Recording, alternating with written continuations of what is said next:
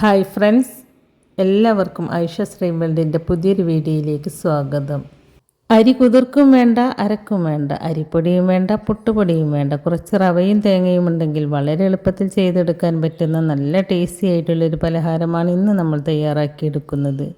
ഇത് breakfast item, evening snacks item ഒക്കെ ഉണ്ടാക്കിയെടുക്കാൻ പറ്റുന്നൊരു പലഹാരമാണ്.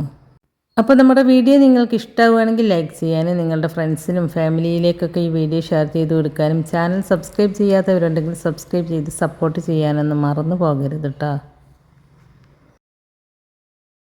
അപ്പോൾ ഈ ഒരു പലഹാരം ഉണ്ടാക്കിയെടുക്കാനായിട്ട് ഞാനിവിടെ 250 ml കപ്പിൽ 2 കപ്പ് റവയാണ് എടുത്തിട്ടുള്ളത്. ഇനി ഇതൊരു സൈഡിലേക്ക് മാറ്റി വെക്കുക. എന്നിട്ടൊരു മിക്സിയുടെ ജാറിലേക്ക് 1 കപ്പ് തേങ്ങാക്കൊത്ത് ചേർത്ത് കൊടുക്കുക. തേങ്ങ ചിരകിയെടുത്തതായാലും മതി കേട്ടോ. ഇനി ഇതിലേക്ക് ഒരു 5-6 കുഞ്ഞുള്ളിയും 1 ടീസ്പൂൺ ചെറിയ ജീരകവും ചേർത്ത് കൊടുക്കുക. ഇനി ഇതിലേക്ക് വെള്ളമൊന്നും ചേർത്ത് കൊടുക്കാതെ ഇതെല്ലാം കൂടി നല്ലതുപോലെ ഒന്ന് ചതച്ചെടുക്കുക. ഇനി ഒരു പാനിലേക്ക് നമ്മൾ റവ അളന്നെടുത്ത അതേ കപ്പിൽ 3 കപ്പ് വെള്ളം ചേർത്ത് കൊടുക്കുക. 1 കപ്പ് റവക്ക് 1.5 കപ്പ് വെള്ളം എന്ന കണക്കിലാണ് കേട്ടോ നമ്മളിവിടെ എടുത്തിട്ടുള്ളത്. ഇനി ഈ വെള്ളത്തിലേക്ക് ആവശ്യമായ ഉപ്പും 1 ടീസ്പൂൺ ഗീയും ചേർത്ത് കൊടുക്കുക. ഇനി ഈ വെള്ളം നല്ലതുപോലെ വെട്ടി തിളച്ച് വന്നാൽ നമ്മൾ എടുത്തു വെച്ച റവ ഇതിലേക്ക് ചേർത്ത് കൊടുക്കുക. റവ നിങ്ങൾക്ക് വറുത്തതോ വറുക്കാത്തതോ ഏത് വേണമെങ്കിലും എടുക്കാവുന്നതാണ്.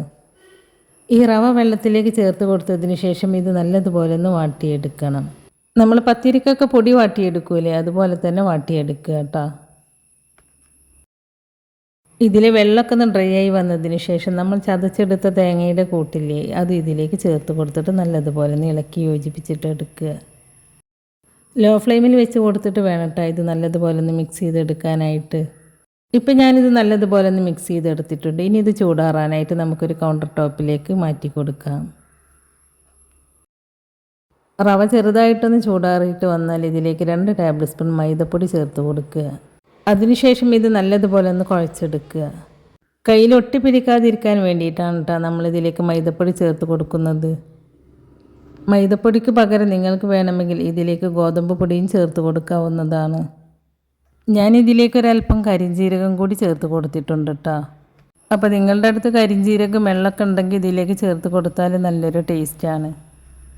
ഇപ്പം ഞാനിത് നല്ലതുപോലെ ഒന്ന് കുഴച്ച് സോഫ്റ്റാക്കി എടുത്തിട്ടുണ്ട്. ഇനി നമുക്ക് ഈ മാവൊന്ന് പരത്തിയെടുക്കണം. അതിനായിട്ട് കൗണ്ടർ ടോപ്പിലേക്ക് കുറച്ച് മൈദപ്പൊടി തൂവി കൊടുക്കുക.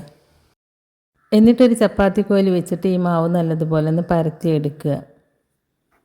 ഒരുപാട് തിക്കായിട്ടല്ല, എന്നാൽ ഒരുപാട് തിന്നായിട്ടല്ല, ഒരു 3-4 ചപ്പാത്തിയുടെ കനത്തിൽ ഇത് പരത്തിയെടുക്കുക കേട്ടോ.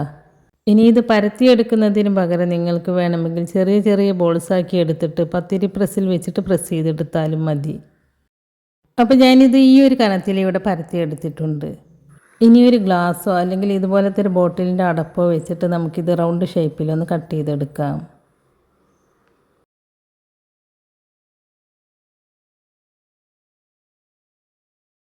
കട്ട് ചെയ്തതിന് ശേഷം ബാക്കി വരുന്ന മാവ് ഒന്നും കൂടി കുഴച്ചെടുത്തിട്ട് പരത്തിയെടുത്തിട്ട് ഇതുപോലെ തന്നെ കട്ട് ചെയ്തെടുക്കുക. അപ്പോൾ ഞാനിത് മുഴുവനും ഇവിടെ പരത്തിയെടുത്തിട്ടുണ്ട്. അപ്പോൾ ഞാനിത് ഈ ഒരു തിക്നെസ്സിലാണ് കേട്ടോ പരത്തിയെടുത്തിട്ടുള്ളത്. ഇനി ഇത് ഓരോന്നായിട്ട് ചൂടായിട്ട് കിടക്കുന്ന എണ്ണയിലേക്ക് ഇട്ട് കൊടുത്തിട്ട് ഫ്രൈ ചെയ്തിട്ടെടുക്കുക. എണ്ണയിലേക്ക് ഇട്ട് കൊടുത്തിട്ട് കുറച്ച് സമയം വെയിറ്റ് ചെയ്യുമ്പോൾ ഇത് പൂരിയൊക്കെ പൊങ്ങി വരും പോലെ പൊങ്ങി വരും. ഇതുപോലെ പൊങ്ങി വന്നതിന് ശേഷം തിരിച്ചിട്ട് കൊടുക്കുക. എന്നിട്ട് ഇതൊരു ഗോൾഡൻ ബ്രൗൺ കളറാകുമ്പോൾ എണ്ണയിൽ നിന്നും കോരി മാറ്റുക. ഇതുപോലെ ബാക്കിയുള്ളതും ഫ്രൈ ചെയ്തിട്ടെടുക്കുക. എണ്ണ നന്നായിട്ട് ചൂടായിട്ട് വരുന്ന സമയത്ത് വേണം കേട്ടോ ഓരോന്നായിട്ട് എണ്ണയിലേക്ക് ഇട്ട് കൊടുക്കാനായിട്ട്. എണ്ണക്ക് നല്ല ചൂടുണ്ടായെങ്കിൽ മാത്രമേ ഇതുപോലെ പൊങ്ങി വരുള്ളൂ. അപ്പോൾ അരിപ്പൊടിയൊന്നും ഇല്ലാതെ അരിപ്പൊടി കൊണ്ടുണ്ടാക്കുന്നതിനേക്കാളും കൂടുതൽ ടേസ്റ്റും നല്ല സോഫ്റ്റ് ആയിട്ടുള്ള നെയ്പ്പത്തലാണ് കേട്ടോ നമ്മളിവിടെ റവ കൊണ്ടുണ്ടാക്കിയെടുത്തിട്ടുള്ളത്.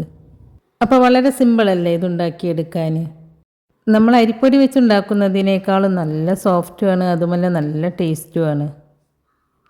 അപ്പോൾ നിങ്ങൾ റവ കൊണ്ട് ഇതുപോലെ നെയ്പ്പത്തൽ ഉണ്ടാക്കി നോക്കിയിട്ടില്ലെങ്കിൽ ഇതുപോലെ ഒന്ന് ഉണ്ടാക്കി നോക്കൂട്ടോ. എന്നിട്ട് അതിൻ്റെ അഭിപ്രായം നമ്മുടെ കമൻറ്റ് ബോക്സിൽ എഴുതി അറിയിക്കാനും മറക്കരുത്.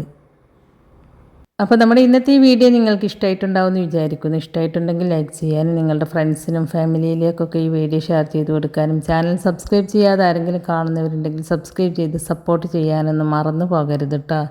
സബ്സ്ക്രൈബ് ചെയ്യുമ്പോൾ കൂടെ കാണുന്ന നോട്ടിഫിക്കേഷൻ ബെല്ല് കൂടി ഓണാക്കി വെക്കുകയാണെങ്കിൽ ഞാൻ പുതിയ റെസിപ്പീസ് അപ്ലോഡ് ചെയ്യുമ്പോൾ അതിൻ്റെ നോട്ടിഫിക്കേഷൻ നിങ്ങൾക്ക് കിട്ടുന്നതാണ്. അപ്പോൾ ഇൻഷാ അല്ലാ പുതിയൊരു റെസിപ്പിയുമായി നമുക്ക് വീണ്ടും കാണാം. താങ്ക്